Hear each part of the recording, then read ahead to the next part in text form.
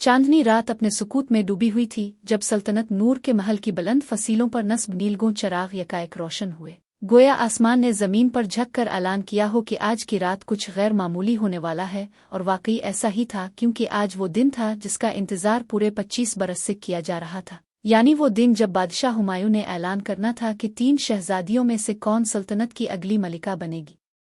हुमायूं के पास 3 बेटियां थीं, सिहर, हिना और आमना, और तीनों में ऐसी खूबियां थीं कि वजीर जनरल और बड़े बड़े दानिश्वर तक फैसला न कर पाते कि तख्त की असल वारिस कौन है।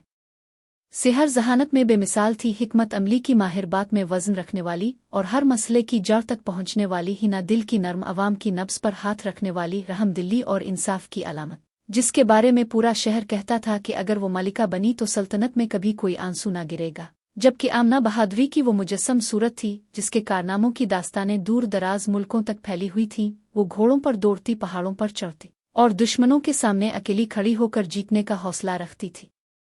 बादशाह तीनों को यकसा चाहता था, मगर सल्तनत सिर्फ एक मलिका बर्दाश्त कर सकती थी। इसीलिए इसने ऐलान किया कि जो तीनों में से हकीकी मानों में मुल्क और कौम को बेहतर बना सकती है, जो अपनी ज़ात से ज़्यादा सल्तनत के मुस्तकबिल को तरजीह देती है, वो तख्त की वारिस होगी।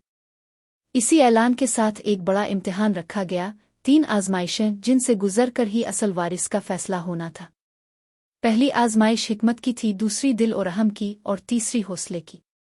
सिहर ने हिकमत की आजमाइश में वही किया जिसके लिए वो मशहूर थी। इसे महल की ज़ेरे ज़मीन सुरंगों के पेचीदा नक्शे दिए गए और हुक्म मिला कि सबसे महफूज रास्ता तलाश करे। इसने लम्हों में समझ लिया कि असल खतरा वो जगह है जहां दुश्मन छप सकता है, और एक ऐसा रास्ता मुंतखब किया जो सबसे कम मुतवक्के मगर सबसे महफूज था। इसकी जहानत देखकर तमाम वुज़रा हैरान रह गए।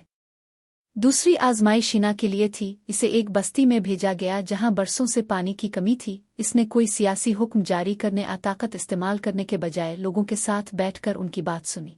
औरतों के दुख, बच्चों के खौफ, बूढ़ों के मसले, फिर उनके साथ मिलकर नहर की पुरानी गुजरगाह दोबारा खोलने में मदद की। और 1 घंटों की मेहनत के बाद पानी जब दोबारा बस्ती में बहा तो लोगों के आंसू शुक्र के मोतियों की तरह बहने लगे।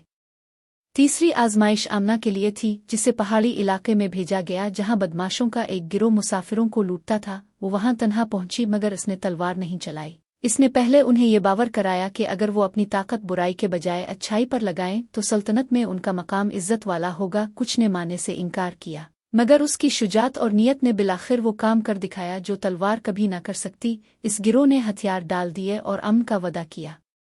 तीनों आजमाइशों के मुकम्मल होने के बाद महल में जश्न की तैयारियां होने लगे, लेकिन बादशाह हुमायूं के दिल में एक उलझन बढ़ रही थी, क्योंकि तीनों बेटियों ने न सिर्फ इम्तिहानात पास किए बल्कि अपनी अपनी खूबियों में बेमिसाल निकले। वो तख्त पर बैठा देर तक सोचता रहा कि मालिका वो होनी चाहिए जो बाकी दोनों बहनों को अपने साथ मिलाकर सल्तनत को मजबूत बनाए, न कि तफरीका पैदा करे। इसी रात शहजादियां चुपके से बादशाह के हाल में पहुंची, जहां तीनों के दरमियान गुफ्तगू हुई। सिहर ने कहा कि हिकमत रहनुमाई करती है, मगर दिल के बगैर हिकमत खुश्क हो जाती है। हिना ने कहा कि रहम दिली जरूरी है, मगर अगर उसके साथ बहादुरी ना हो तो वो बेकार है। आमना ने कहा कि बहादुरी अकेली खड़ी हो सकती है, मगर इत्तेहाद के बगैर कभी सल्तनत नहीं चला सकती। और जब उनके दिल की बात मुकम्मल हुई तो तीनों ने इत्तेफाक किया कि अगर सल्तनत को मजबूत रखना है तो तीनों को मिलकर हुकूमत करना होगी। सुबह जब बादशाह ने ऐलान के लिए दरबार सजाया तो शहजादियां खुद खड़ी होकर बोलें कि हम में से कोई एक मलिका बने, मगर हुकूमत हम तीनों मिलकर चलाएंगे, एक अक्ल से, एक रहम से और एक कुव्वत से। ये सुनकर हुमायूं मुस्कुराया और कहा कि आज मुझे समझ आया कि असल मलिका वो नहीं जो तन्हा हुकूमत करे, बल्कि वो है जो दूसरों के साथ मिलकर हुकूमत को बेहतर बना सके। लिहाजा आज से तीनों शहजादियां मुश्तरका तौर पर सल्तनत नूर की मलिका होंगी। अवाम ने इस फैसले का खैर मुकद्दम किया और इस दिन से सल्तनत में अमन, अदल और बहादुरी का ऐसा मिलाप पैदा हुआ कि दूर दूर तक ये कहा जाने लगा, जब बहनें मुत्तहिद हों तो सल्तनत कभी कमज़ोर नहीं पड़ती, और मलिका वही होती है जो अपनी ज़ात से ज़्यादा अपनी कौम का सोचे।